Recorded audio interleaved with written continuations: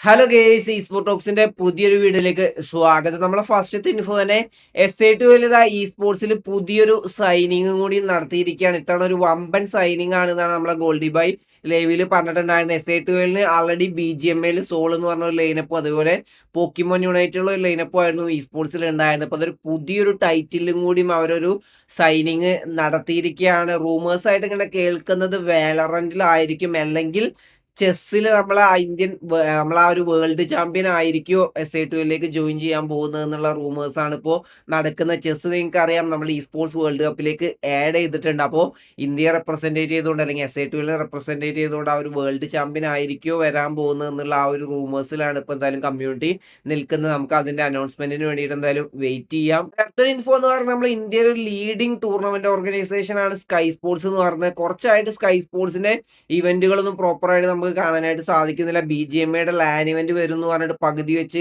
അവർ ആ ഒരു event നിർത്തിയിട്ടുണ്ടായിരുന്നു. Price pool ടീമുകൾക്ക് കൊടുക്കുന്നില്ല എന്ന് പറഞ്ഞിട്ട് ഒരുപാട് ഇഷ്യൂസ് സ്കൈ സ്പോർട്സ് റിലേറ്റഡ് ആയിട്ടുണ്ടായിരുന്നു. ഇപ്പോൾ സ്കൈ സ്പോർട്സിന്റെ ഓണർ ഇതിന് മറുപടി ആയിട്ട് ഇന്നലെ ഇൻസ്റ്റാഗ്രാമിൽ കുറച്ച് സ്റ്റോറിയും കാര്യങ്ങളൊക്കെ ഇട്ടിട്ടുണ്ടായിരുന്നു. അതിൽ ഫസ്റ്റ് പറയുന്നത് നമ്മളെ സ്കൈ സ്പോർട്സ് ബാങ്ക്രപ്റ്റ് ആയിട്ട് ഫുള്ളി നിർത്തിപ്പോയോ എന്നുള്ള രീതിയിലുള്ള ഒരു ചോദ്യങ്ങൾ ഉണ്ടായിരുന്നു. അപ്പോൾ അതിന് ഉത്തരം പറഞ്ഞത് ഈ ഒരു വർഷത്തിൽ ഏകദേശം 11 കോടി പ്രൈസ് പൂള് മാത്രമായിട്ട് എല്ലാവർക്കും ഡിവൈഡ് ചെയ്ത് കൊടുത്തിട്ടുണ്ട്, അല്ലെങ്കിൽ ടൂർണമെന്റ് നടത്തിയതിന്റെ പ്രൈസ് പൂൾ ക്ലിയർ ചെയ്തിട്ടുണ്ട്. ഇനി ചെറിയ ചെറിയ പ്രൈസ് പൂളാണ് പെൻഡിങ് ഉള്ളത്. അത് ഡോക്യുമെന്റ് വെരിഫിക്കേഷനും അല്ലെങ്കിൽ ഡോക്യുമെന്റിന്റെയും അതർ ഇഷ്യൂസും കാര്യങ്ങളൊക്കെ കംപ്ലീറ്റ് ആയതുകൊണ്ടാണ് അത് ക്ലിയർ ചെയ്യാത്തത്. അതും ഉടനെ ക്ലിയർ ചെയ്യുന്നൊക്കെ പറഞ്ഞിട്ടായിരുന്നു ആ ഒരു സ്റ്റോറി ഉണ്ടായിരുന്നത്. പക്ഷേ ഇപ്പോഴും ഒരുപാട് എമൗണ്ട് ക്ലിയർ ചെയ്യാനുണ്ട് എന്നാണ് നമുക്കും അറിയാനായിട്ട് സാധിച്ചിട്ടുള്ളത്. പിന്നെ അതുപോലെ തന്നെ നമുക്കറിയാം, നമ്മുടെ സ്കൈ സ്പോർട്സിന്റെ ചാമ്പ്യൻഷിപ്പ് എന്ന് പറഞ്ഞ ഒരു ടൂർണമെന്റ് അവർ പകുതിക്ക് വെച്ച് നിർത്തിയിട്ടുണ്ടായിരുന്നു. പ്രൈസ് പൂൾ ഇഷ്യൂ ബാക്കി ക്ലിയർ ചെയ്തിട്ടില്ല എന്നൊക്കെ പറഞ്ഞിട്ട് അതിന്റെ ലാൻ ഇവന്റ് അവർ നടത്തുന്നു പറഞ്ഞിട്ടുണ്ടായിരുന്നു. ഇപ്പൊ അറിയാനായിട്ട് സാധിക്കുന്നില്ല. ആ ഒരു സ്റ്റോറിയിൽ പറഞ്ഞിട്ടുള്ളത് നമ്മുടെ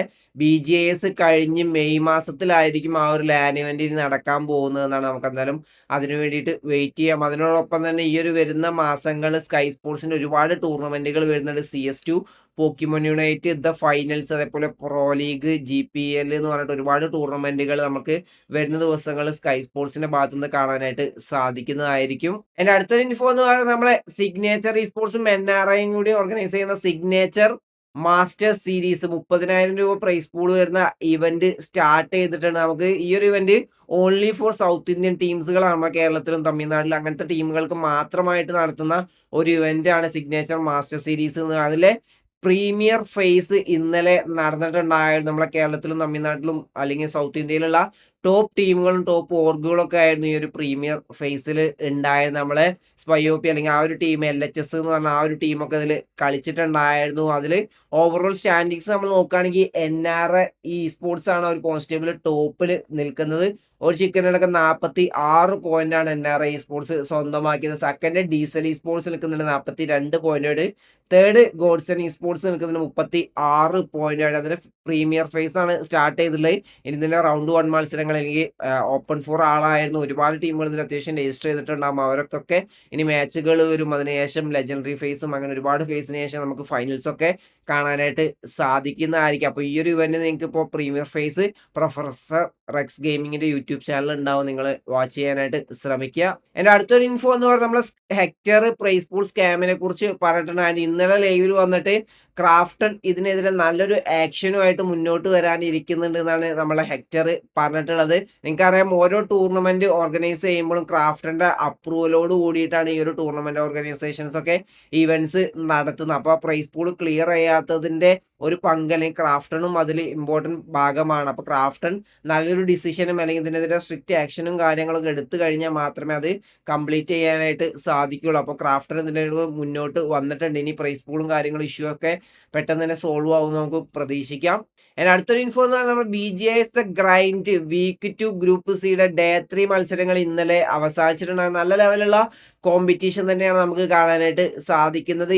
SBA ഗെയിമിങ് A1 പൊസിഷനിലേക്ക് എത്തിയിരിക്കുകയാണ്. ഇന്നലത്തെ 5ാമത്തെ മാച്ചിൽ വേറെ ലെവൽ ഡോമിനേഷൻ ആണ് ടീം കാഴ്ചവെച്ചത്. നമ്മുടെ ഗുജറാത്ത് ടൈഗേഴ്സിനെയും 120നും നമ്മളെ ഗ്ലിച്ചെക്സ് റീബോണൊക്കെ തീർത്തുകൊണ്ട് 18 ഫിനിഷസോട് കൂടിയുള്ള ചിക്കൻ ഡിന്നറാണ് ടീം സ്വന്തമാക്കിയത്. വേറെ ലെവൽ ഡോമിനേഷൻ നമുക്ക് കാണാനായിട്ട് സാധിച്ചു.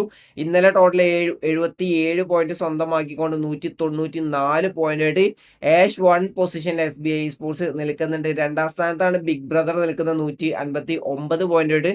നമ്മൾ മാച്ച് കളിക്കുന്ന ജെനിസിസ് സ്പോർട്സിന് ഇന്നലെ അത്ര നല്ല ദിവസമല്ലായിരുന്നു. വെറും 22 പോയിന്റ് മാത്രമേ 6 മാച്ചുകളിൽ സ്വന്തമാക്കാനായിട്ട് സാധിച്ചുള്ളൂ. അങ്ങനെ 132 പോയിന്റായിട്ട് മൂന്നാം സ്ഥാനത്ത് നിൽക്കുന്നുണ്ട്.